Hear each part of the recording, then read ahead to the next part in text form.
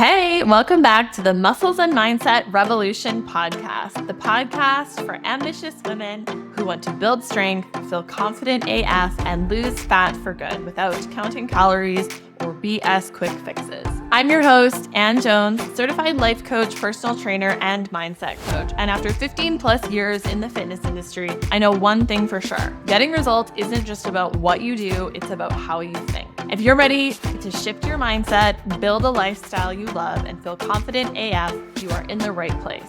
Let's dive in. Welcome back to the show, everyone.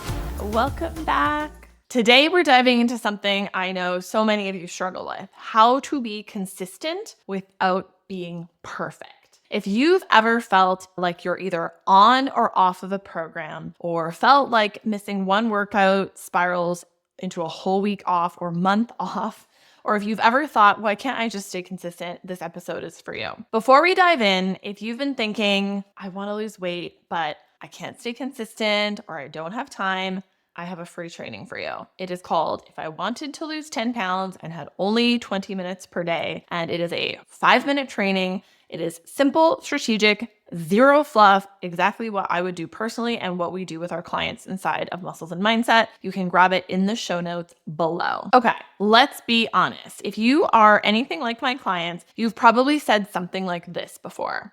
I was doing great for 2 weeks, then I fell off. I've heard that many times. Or I was going strong until I went on vacation, my kids got sick, work got so crazy, and now I don't know how to get back. Sound familiar? This pattern is so common. And the truth is, this is not about motivation or willpower. It is about your mindset. It is about the stories you're telling yourself when life happens, as it will, and how perfectionism sneaks in and shuts everything down. So let's begin here. Consistency isn't about never missing a day. It's about how you talk to yourself when you do miss a day. Because missing a few days doesn't break your consistency. Quitting because you missed a few days does break your consistency. And here's the kicker, you guys. Consistency builds confidence.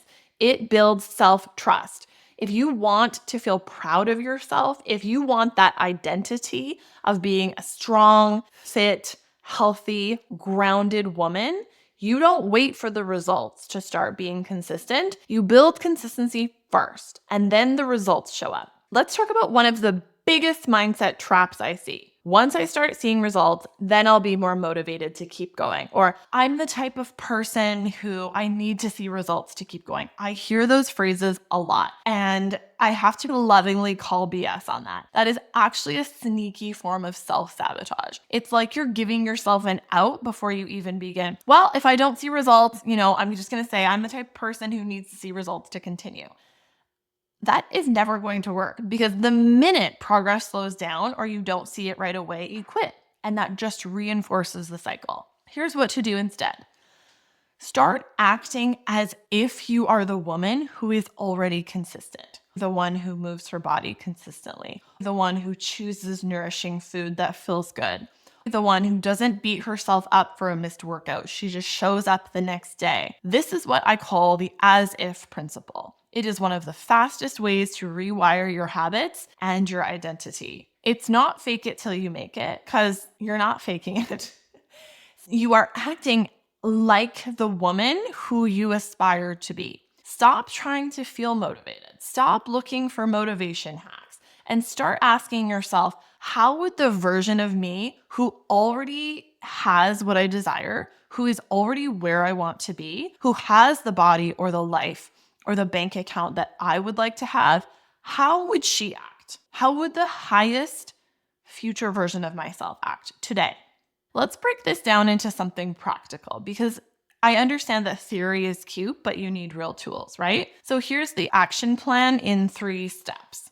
Pick your top 3 non-negotiables. This is something that I do personally every day, every week, every quarter. I was listening to an Ed Milet podcast last night. I love Ed Milet for his inspiration and his motivation and his productivity hacks.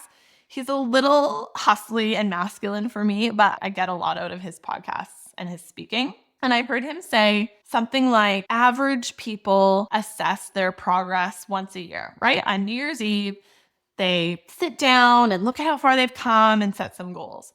Slightly above average people assess their progress and their goals once a quarter. Good achievers or something, he said, assess every month. Great achievers assess every day, and high performers assess their goals and achievements daily at the end of the day. And this is something that I'm getting back to doing daily because I was reminded of that. And I do think that that's true.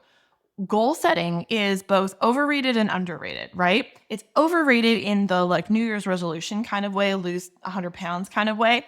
It's underrated in levels of consistency because if you set a goal in January, it's now April. I doubt you think about it every week, let alone every day. But if you have a practice, a consistency where you are identifying several goals for the year, for the quarter, for the week, and then for the day, they're at top of mind and you're out of overwhelm. If you sit down right now and say, oh, I had 25 goals for the year and I didn't move the dial on any of them today, that's going to feel very overwhelming.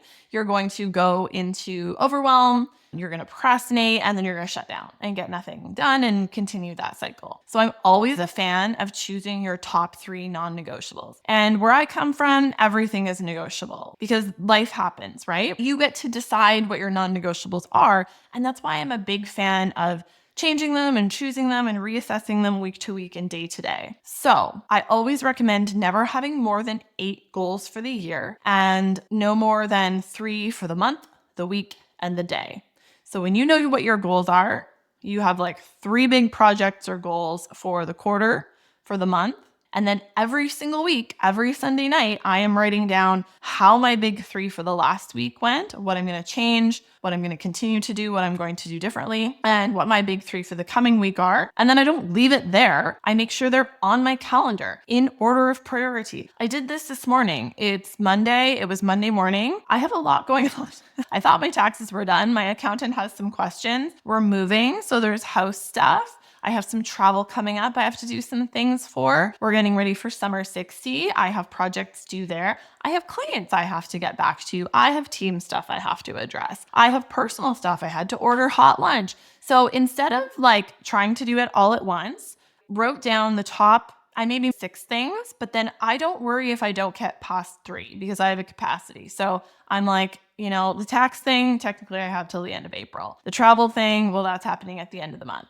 But hot lunch, the deadline is this day. And I can't remember what else was on there. Getting back to this client, this has to happen today. Editing these videos, Andy needs those this week or whatever. So then I'm putting them in order and then podcast. I was I got to do the podcast because there has to be a podcast next week. That is number 1. And then ordering hot lunch or whatever.